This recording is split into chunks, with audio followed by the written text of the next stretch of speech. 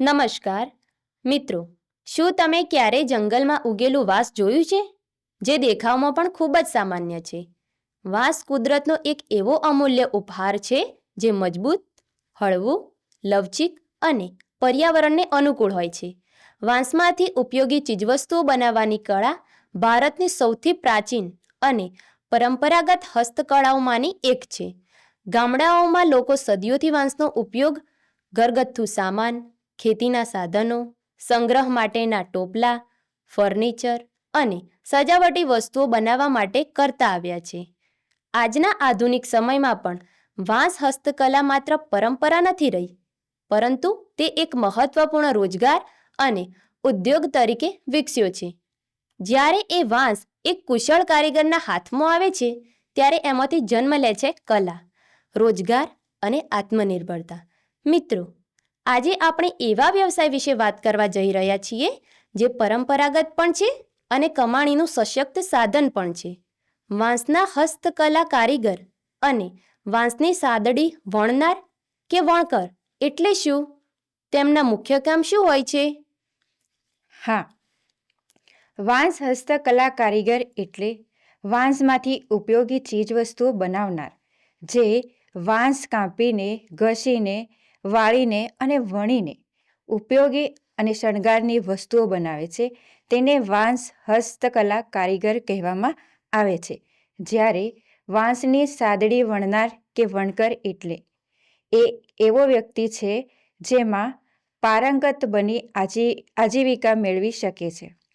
વાંસ સાદડી વણનાર કે વણકર એટલે એવી કુશળ હસ્તકલા વ્યક્તિ જે વાંસને યોગ્ય રીતે કાપી, પાતળી પટ્ટીઓમાં ફેરવી અને તેને પરંપરાગત અથવા આધુનિક વણાટ પદ્ધતિ દ્વારા સાદડી એટલે કે ચટાઈ સ્વરૂપે તૈયાર કરે છે.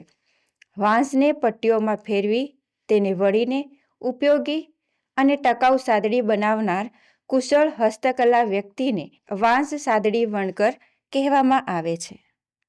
વાંસ હસ્તકલા કારીગર અને વાંસની સાદડી વણકરની કામગીરી શું હોય છે અને તે ક્યાં કામ કરે છે?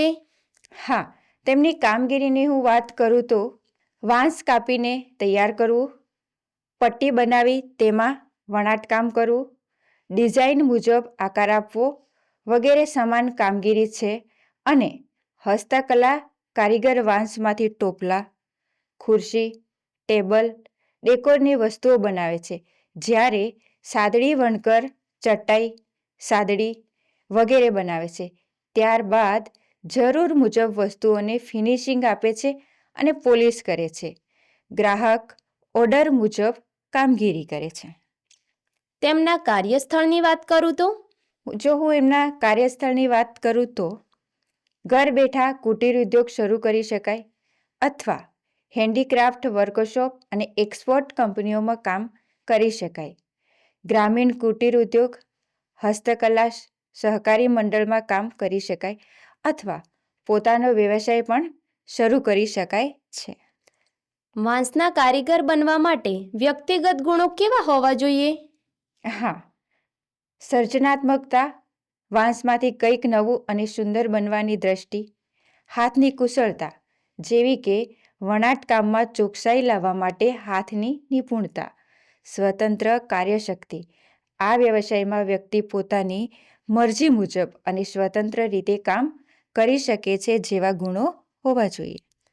વાંસ સાદડી વણકર બનવા માટે શૈક્ષણિક લાયકાત અને ભરતી પ્રક્રિયા શું હોય છે? હા, એમાં શૈક્ષણિક લાયકાતની જો હું વાત કરું તો ઓછામાં ઓછું ધોરણ 5, ધોરણ 8 કે ધોરણ 10 પાસ વ્યક્તિ પણ આમાં જોડાઈ શકે છે. તાલીમ કોઈ પણ માન્ય હસ્તકલા તાલીમ કેન્દ્રમાંથી કોર્સ કરવો હિતાવહ છે. અને જો હું તેમની ભરતી પ્રક્રિયાની વાત કરું તો વ્યક્તિ સીધા કારીગર તરીકે જોડાઈ શકે છે અથવા શીખતા કામ મોડલ પર તાલીમ કેન્દ્રોમાં જોડાઈ શકે છે. તો તેમનું માસિક વેતન કેટલું હોય છે? હા, તેના હું માસિક વેતનની વાત કરું તો સરકારી ક્ષેત્રે સરકારશ્રીના પગાર પંચ મુજબ અથવા ખાનગી ક્ષેત્રમાં તેમની કુશળતા અને અનુભવના આધારે હોય છે. આ ક્ષેત્રમાં પ્રગતિના કોઈ અવસર મળી રહે છે? હા, આ ક્ષેત્રોમાં પ્રગતિના અવસરની જો હું વાત કરું તો પોતાનો ઉદ્યોગ શરૂ કરી શકાય છે, ઓનલાઈન વેચાણ કે નિકાસ પણ કરી શકાય છે, તાલીમ આપનાર કે માસ્ટર ટ્રેનર બની શકાય છે. શું આ ક્ષેત્રમાં શિષ્યવૃત્તિ કે બીજી કોઈ યોજનાનો લાભ મેળવી શકાય છે? હા, જેમ કે પ્રધાનમંત્રી કૌશલ્ય વિકાસ યોજના, ડિજિટલ ગુજરાત સ્કોલરશિપ પોર્ટલ, ગ્રામ ઉદ્યોગ લોન અને સહાય યોજનાઓથી તાલીમ, લોન અને નાણાકીય સહાય મળી શકે છે. આ સંદર્ભે અભ્યાસ ક્યાં કરવાનો થઈ શકે છે અને તેમાં સફળ થયેલા અધિકારીઓની સાફલ્ય ગાથા વિશે કેરિયર કાર્ડની લિંક આપ આ વિડીયોના ડિસ્ક્રિપ્શન બોક્સમાંથી મેળવી શકો છો. ખૂબ સરસ જયાબેન, આપે ખૂબ જ મહત્વપૂર્ણ માહિતી આપી. ધન્યવાદ.